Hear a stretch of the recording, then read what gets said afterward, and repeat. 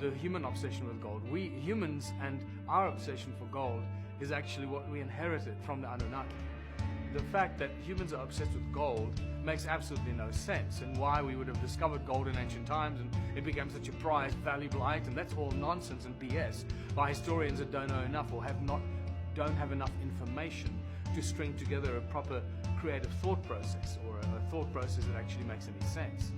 So the gold obsession we inherited as the human race from the Anunnaki, and the gold never belonged to the humans. Remember when the conquistadors and those thugs from Europe that invaded the free world started invading it some 500 years ago in the late 1400s, and they started finding all these ancient civilizations around the world in the Americas, Africa, Asia, all had huge, vast quantities of gold. And they kept saying to the Europeans, the gold doesn't belong to us, the gold belongs to the gods.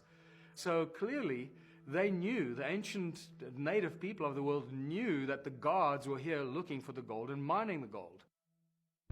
When you look at the ancient Egyptian gods, they were so similar to the Mesopotamian gods. You find all of this carryover and duplication. I look at it as sort of a management system, that they just had a management system over Earth. Some were assigned to, lead the Egyptians, some were assigned to lead the Mesopotamians, and then that broke up, and so forth. So it's always been the same gods. The ETs today are the same reptoid little grays. You find the little grays depicted in 3000 BC. In Mesopotamia, the reptoid types also depicted already back in 4000, 5000 BC. And even insectoids, surprisingly, you find rock art here in this country where you see what looks like the mantis type even being reported over here in connection with imagery that is suggestive of UFOs. Our obsession with the gold today is just really an extension of that quest for gold by a species that doesn't know why we dig in the gold and turning it into jewelry and some technology, but majority of the gold that we mine in the world is not accounted for. It's not sitting in vaults, it's nowhere to be found. Keep in mind that when the gold, especially in South Africa, I'm not sure how it works in other countries, but in South Africa, when the gold leaves the gold mine, there is no way for anyone to trace it or account for it. That's it, it's gone. We just know that there are hundreds of gold mines in South Africa, and all the gold that they ship out once a week is gone. We don't know where it's gone and what happens to it. The ancient cuneiform tablets found in Iraq show that the Anunnaki have an eternal obsession with gold. Many other human cultures also share this obsession with gold. The Inca in Peru, the Aztecs in Mexico, and many other people from all over the earth use gold in their statues, rituals, and of course, currency. Did our obsession with gold come from the Anunnaki? Is it possible that the human race is still mining gold for the Anunnaki? Absolutely, yes. Nothing has changed, just because we're 6,000 years down the road or 4,000 years down the road. Well, we think it's a long time. It's nothing. It's a drop in the ocean in the infinite pond of time. And the very long periods of time that the Anunnaki seem to have existed or exist or live, hundreds of thousands, if not millions of years that they live for, until they probably choose to expire, especially if they are who I'm now beginning to think they are, multidimensional beings that can traverse time, space, dimensions, and that they use this realm, this world that we think is our world, is actually their world. It's not our world. We're the slaves that were created in their world. So we need to readjust our thinking completely, and also readjust our way of interpreting the nature of our reality, which is very different from what most people think it is. It is not what we think it is. So I believe that the Anunnaki are still taking the gold off this planet.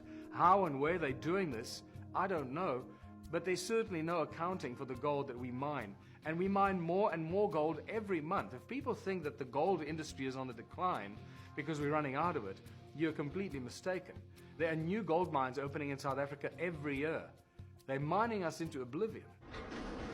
As soon as gold was discovered in South Africa, the British Army attacked the country, which was made up mostly of farmers and tribespeople. The war, now called the South African War, was one of the bloodiest in history. The war that the British launched in South Africa. It was previously referred to as the Anglo-Boer War. Boer means farmer. But it wasn't just the farmers fighting the British, it was also Africans, the Zulu tribe, the Sotho tribe, and so forth. Some of them were fighting on the side of the British because they were being paid. Again, shows you what money does to people. They betray their own kind. But a lot of the Africans were fighting on the side of the Boers against the British occupation. So it was about 60,000 Boer farmers and another 60 or 80,000 African soldiers or impis or warriors that were fighting against the British. And many people in the West are not aware of this, that the South African War, which is now called, from 1899 to 1902, remains today, pro rata, what the pound is worth in those days, obviously. It remains the most expensive war that the British Empire has ever launched. That's an incredible realization to come to. And in 1899, they launched this war with 470,000 soldiers that they sent down to the southern tip of Africa to fight a bunch of farmers on horseback and a bunch of Zulu impis. It's incredible. Why would you want to send down such an incredible power force supported by, remember, there were no airplanes, so we're talking about ships, we're talking about horses, the cavalry, talking about the guns, the cannons, the kitchen staff, the hospitals that had to accompany them. We're talking about more than 500,000 people that were shipped down to South Africa to fight a bunch of farmers, for God's sake. What was so important? And what was so important is the gold reserves that the royal bloodlines of England, who rule the world, incidentally, if people don't know that, they pretty much own the world and rule the world through their bloodline heritage to the ancient priest kings of Sumer. These bloodlines go back thousands of years. They didn't come here by accident. They came here by brutal abuse of humanity, holding on to their power and holding on to the control of humanity through all kinds of devious means, which include murder, torture, extortion, thuggery of the highest imaginable atrocities.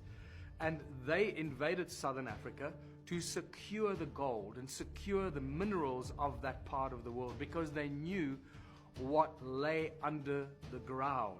They knew about the Anunnaki mines, they knew about the ancient tunnels.